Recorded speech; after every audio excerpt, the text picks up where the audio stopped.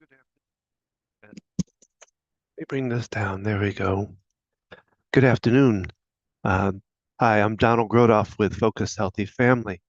And today you are joining us for another Ask the OT with Gina Grothoff, uh, our occupational therapist, and myself as just the background help. Um, but Gina, each couple times a month, does these free sessions where she answers questions that people send us about caring for their aging loved ones.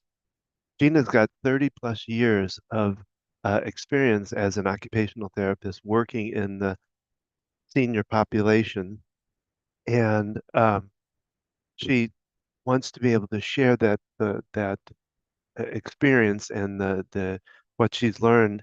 Plus, at the same time, she is dealing with a parent that is um, going through is in memory care and dealing with Parkinson's um, and dementia. And she's actually knows a lot and knows exactly where to go with things, but she's actually learned even more from that experience. So she brings that experience of professional and personal into the experience um, of doing these talks and helping consult with people uh, because it is a tough place to be when you are a caregiver for an aging loved one, whether it's your parent or a relative or a spouse. It's a lot of work. It can be anxiety and stress ridden, and it can lead to burnout. And so you need to reach out for help. People that are in that place of caring for an aging loved one have to be able to reach out to get the care and for themselves because they have to. Sorry, I'm just getting stuff. And we're waiting, by the way, we're waiting for Gina to join us. She is actually working today, so she's going to come to us remotely from work. In her, you'll see her in her occupational outfit, her scrubs, and so she'll be joining us in just a few minutes here. She just texted me to let me know she's getting ready to. Um, but anyway, so what we have learned from it, what I've learned too, is what it takes to be this caregiver. And it's not an easy process. And the challenges get worse and worse as you go along. And so reaching out and being able to find the help you need, the support you need, that's ultimately important because, like I said, it leads to burnout. I know my mother-in-law has reached that place and had a tough time. She's had to do a lot of stuff to help my father-in-law, who is, like I say, in a memory care right now. And luckily we've got them both now moved up closer to us so that we can be there. And for a while, her mom wasn't able to be there because she was back selling the house, and so we had to step in. Gina especially had to step in and learn how to deal with the staff. The staff is really good, but they're short-handed. They don't get to the things that they need to get to all the time because they only have so many people and so much time to do it. And so um, we've learned that how to approach them. One of the things that we do in our consulting and also we're getting ready to do some workshops on is communication because we realized we've been doing communication um, for parents, for children, for some time now, and we've done workshops on that. And we realized how much communication plays into anxiety and stress, and how it plays into how you deal with the staff at a nursing center, the staff and the nurses at a hospital, at a rehab, and also it plays into getting what you want, advocating for your loved one that is suffering or having the issues that they're having. Um, we also are looking at, I know Gina's working on a um, kind of a booklet about um, going from home to hospital and from hospital rehab and rehab to a nursing center or assisted living or a type of senior facility or going back home and what it takes in those different transfers because we've been through each one of them. Let me see what she's saying here.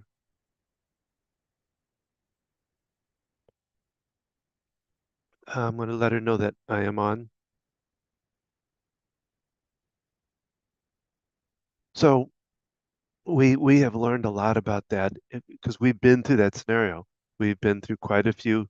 In the last year, we've been through probably 5 or 6 hospital stays, and then from hospital either back home or hospital then to a rehab. That's been quite a few of those cases have been going to rehab for rehabilitation after the hospital, and then at one of the points realizing that um, after the rehab that he couldn't go home and we had to find a place. And sometimes those decisions had to be made in a day's time or in a matter of hours sometimes.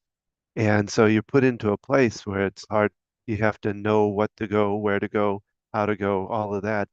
And that's where, like I say, that's where Gina can find the answers for and help out in how to do all of that because it is a lot, those different transitions.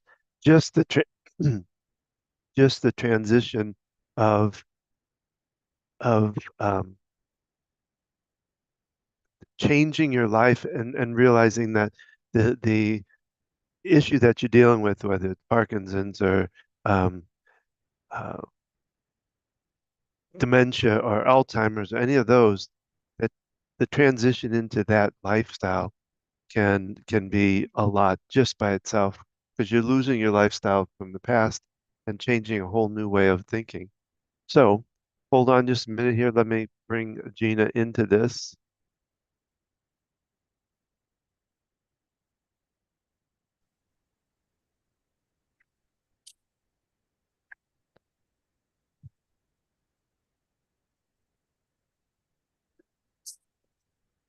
Hey there. Hi, We are live, by the way. we are live, and I am in the courtyard, but I might be locked up. And You might be locked out. yeah, I'll figure that out when we're done. So, Yeah. would you introduce us? Yeah, I was talking about your years of experience and how we're getting personal experience by having to work with your father and all the things we've learned just from that. Or I should say more you've learned than I have, but I've learned some things too. But We're all learning all the time. So, since I'm outside, let's take a minute to do some grounding. good So, idea. to step outside, if you're watching this, or just take a minute to pause, plant your feet on the ground. I'm going to stand under this lovely tree that's covered in flowers. If I can flip my camera. Well, I was just say tilt it up. They're paper flowers. Paper flowers. Yeah, paper flowers.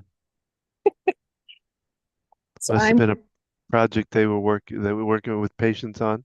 I guess so. So I work at a continuous care retirement facility, and so I'm here today. And so we're just going to take a minute to take a deep breath. And they're doing some yard work, which is nicey. Take a deep breath in and blow out. And if you're able to bend forward to the floor I'm sitting. and coming back up, can't have the tech man doing this stuff. And just breathe in real deeply and blow out. Breathe in peace, blow out your stress.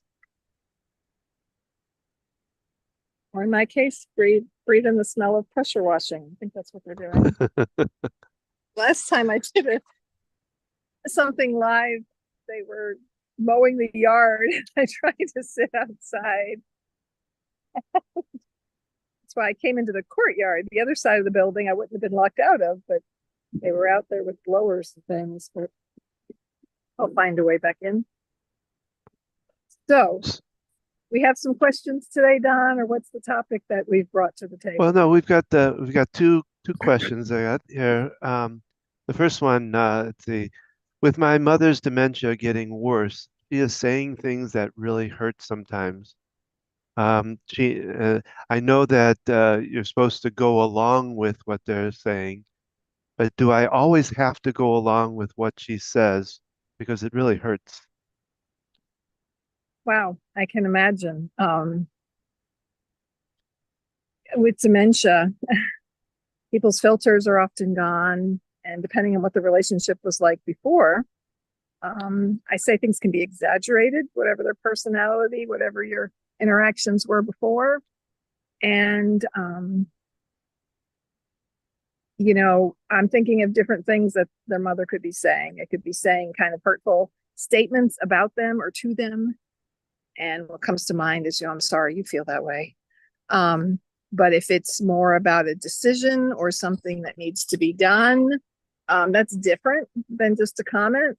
I'm seeing a kind of a difference in that as far as going along with things.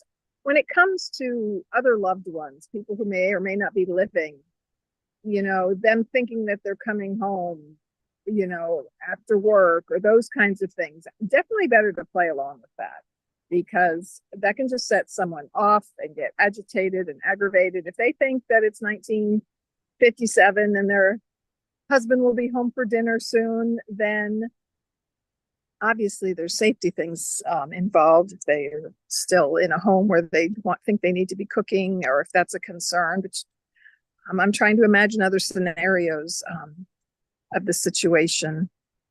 Well, I'm trying to think because there was somebody else. Actually, it was somebody. One of the patients I deal with here talked about their mother was making cruel remarks about um, that they were fat and that they are, they were making really cruel. And I think my thoughts on that is that you don't, you can still be firm, but you can still, let them know that that was unpleasant to say that. Uh, Yeah, you that's don't really have to, right. I'm sorry you feel that way.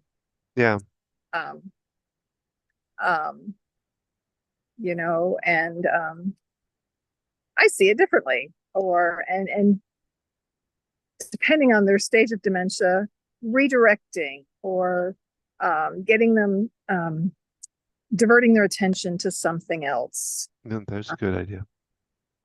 getting them engaged in something else. But yeah, and you can walk away. I mean, if they're saying hurtful things, I mean, depending on what the situation is. Yeah, if their But safety isn't in question. if it's someone who's just got some mild dementia, and maybe you're calling or visiting, you can say, I don't like when you say those things to me. It hurts my feelings. And you could restrict, the calls. You could say, I have 15 minutes to talk to you. If you're going to talk about what you don't like about me, I'm going to end the call now. Could we talk about something else? Um, so you can still do that. You can set boundaries and say, it's not okay to say that to me. Um, Especially if it's something that's you really, it's difficult for you to deal with and it's an area that really can be either triggering or just um, you know um, obviously different statements and things are going to affect people differently, so and maybe you need to step away for a while. Maybe you've gotten really frustrated, you're helping this person out, your mother, and they're being mean to you. Is there someone else who can step in for a little while? Yeah, Can you take a break from them? It's okay to do that. It's okay to step away for a time period. And the challenge is if you were their caregiver, if you yeah. were there involved. Um, What other ways? Maybe you can't pay for a caregiver.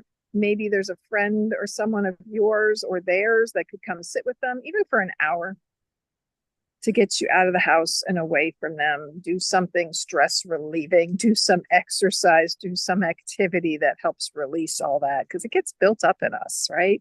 I've dealt with my dad. Occasionally, he'll get aggravated with us and think we're doing terrible things to him and mean and hurtful. And it hurts as much as most of the time he's telling me I'm an angel. He's so thankful for me and he's so appreciative. The times when he's not been nice, it hurts. And I know the one night I think I left you there, Don, with him. We had gotten him Yeah. back Yes. to his Thank you very much. and I can't do this anymore. I've spent all day calling and talking to people and getting him out of the hospital, and now he's being mean. I'm like, I need to go now. Don, are you okay here? Because Yeah. I just had it. Well, I think the other thing too is what one of the things I work with people here on about anxiety and but is building kind of a mental shield in a way too. Mhm. That not that these other things are good to do too, but also starting to build a shield that recognizes what's really going on is that, they have dementia and these things are going to happen and that it's not mine to take in. Well, That's, you know, preparing yourself before you talk with them, before you visit, before whatever it is. do Uh, some tapping. learn tapping, learn the thing. Check out Don's videos. You can learn more about that. There's other things you can do. We did podcasts on positive intelligence, and there's different techniques you can use to center. It's kind of like micro um, meditation.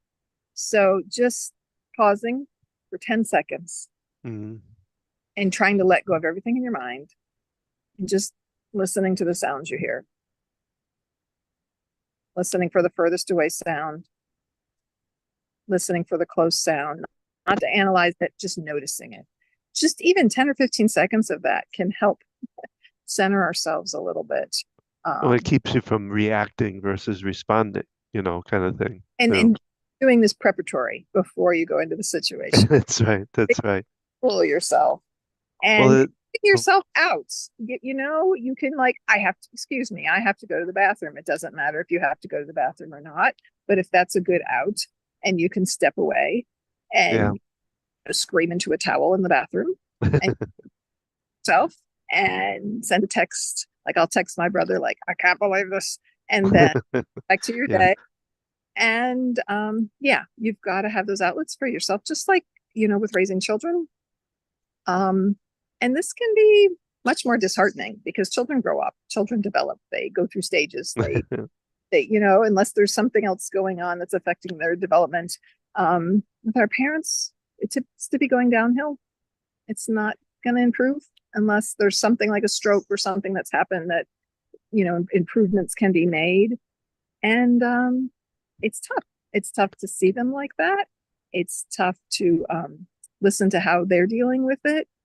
And the other thing is finding humor in Yeah. things, not necessarily laughing at them, Yeah. uh, but finding humor in the situation in the appropriate time.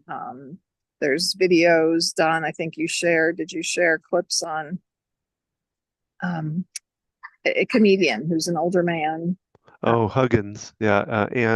Andy Huggins. I, uh, I have not done that yet. That's one of the things I want to get out there because he's very funny.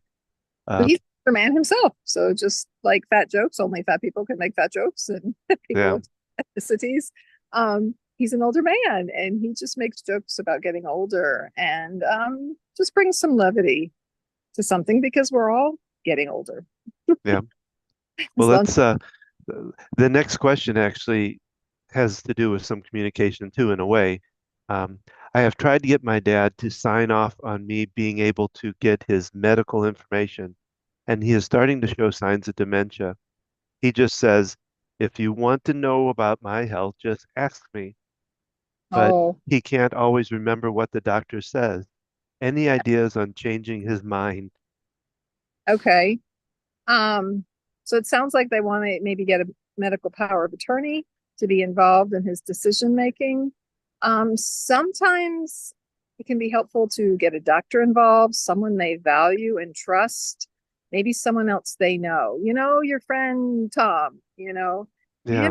daughter went and they had some papers signed and it just made it easier, because he was in the hospital and he was out of it for a few days and someone had to, it it was helpful that she had this in place, or using a story of a friend, even if that person doesn't exist.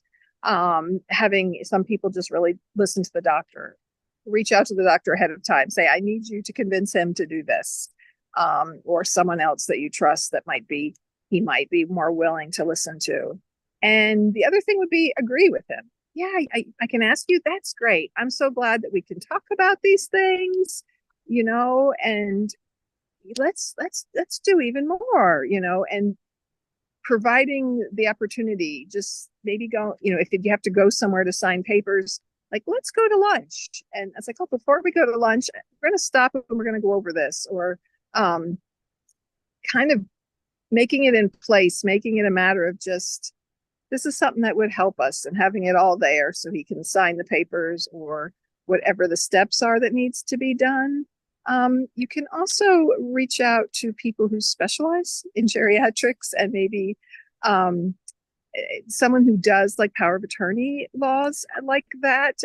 They might even know of other people, and other suggestions, depending on what the situation is. I was So, thinking, I was thinking too, they could even use their own self as an say for instance something like, I know for myself when I go to the doctor, you know, Jane, my wife, comes with me because I don't always remember all the stuff about it. So mhm, I find it's really helpful to have somebody else with me, and that's what I'm talking about here is just me being there for you, helping you, so I know, you know, the things you maybe don't all remember everything. I can remember the parts you don't, right. something like that. Kind of using yourself as an example. You might be able to, even if they're real stubborn, like, I'll take you to the appointment and I'll just sit in the lobby, you know? And if you can talk to the doctor ahead of time, they can say, yeah, why don't you come back too? Like, you can go with the intention, hoping you'll be able to go back, but telling him, yeah, I'm just going to sit in the lobby for you. Then, we can talk about it when you come out. But, you could kind of have that plan where they encourage, ask you to come in, or you say, since I'm here, what if I came in with you? Or, um, and it's tough because we want to push a little bit, but if they're really resistant, like at that point, you're like, okay, I'll just sit here. And then, have a notebook and say, can we talk about what they talked about with you? And can I write these things down for you? Because if you can show them that what you're doing is helping, then they might be agreeable the next time to do the next step. Versus if you just say, forget it, I'm going with you. And and if Yeah, they're yeah. tough, There's a they're lot of that that goes tough, on. they're going to be like, I don't ever want you doing this again. Let me come along. Let me sit in the lobby, you know, be here for you. And we can go to lunch together afterwards or whatever. And yeah, kind of weaseling your way in. Yeah, not to and don't give up on trying. Just Yeah. And if don't, do it. Don't push too far where they, yeah, but just gentle little tries. After just every so often, kind of mentioning or talking a little bit about it, and try to soften them down over a time or something like that. and that's where knowing their personality, when I work with people, I do different approaches to different people. And when family members ask me for help and input, it really depends on the person. It depends on their level of competence, how much assist they really do need. Um, yeah. So there's just can be really different strategies, which is why I'd love to consult with you one on one, to even just an hour's time to talk with you. We go on Zoom. Meeting your loved one could really be an asset to help me get a feel for the situation and help you a little more specifically to navigate your journey, whether it's an hour consult or you work with me on a little bit longer basis, whatever works for you. Well, and at the same time, being able to, I can help on the anxiety side of it, so that because that usually follows in suit with everything that, all this. So yeah, we And we so, your mom or dad might be willing to do EFT. They might be willing to do some tapping. And, we can't go out to change other people, but if we can help bring someone else's anxiety down, if they're willing to try, tapping or some other methods, working with the nature path or something, other things that can help calm them, that could help the situation as well. Yeah, so um oh, and here again I didn't look up. I've been with working with patients. As far as our next one, let me do that while you maybe talk a little bit more about our consulting or something of that sort. Sure. So Don and I have our business, Focused Healthy Family, and we work together and individually at times. Um, so the goal is to help you navigating caring for your aging loved one. And no matter what that is, right? There are agencies out there that'll help you find a community for your loved one, help you determine what type they need, be it assisted living, memory care, independent living, bringing someone in the home, caregivers, those types of things. There are other people who help, can find support in other ways. And because I'm an occupational therapist and I've worked in geriatric rehab for over 30 years, I've worked with individuals and their family members and navigating things like getting from the hospital to rehab to home, as well as the experience with my own father, who was diagnosed with Parkinson's over 17 years ago, and he functioned very highly for a very long time. He had back surgeries around 2016. That's when we started seeing the real dementia issues with some hallucinations and other things that are very typical and can be typical in Parkinson's. Not everybody with Parkinson's develops dementia. And over time, it got worse, and helping to navigate his journey. And everybody is unique and different and individual. And I would love to meet you and your loved one and or hear the situation in whatever way works for you. Like I said, we can have a phone call together. We can have a FaceTime together. We can exchange by email to give me more specifics of your situation. And if you're local, we're in the greater Charlotte area, but can kind of travel around a little bit of North Carolina to meet with you, meet your individual, look at your situation, help you connect with other resources that are out there, as well as see how I can best help you. I've done a lot of work helping friends. Their loved ones are in the hospital and they've got to figure out a rehab place, where to go, how to pick what questions to ask.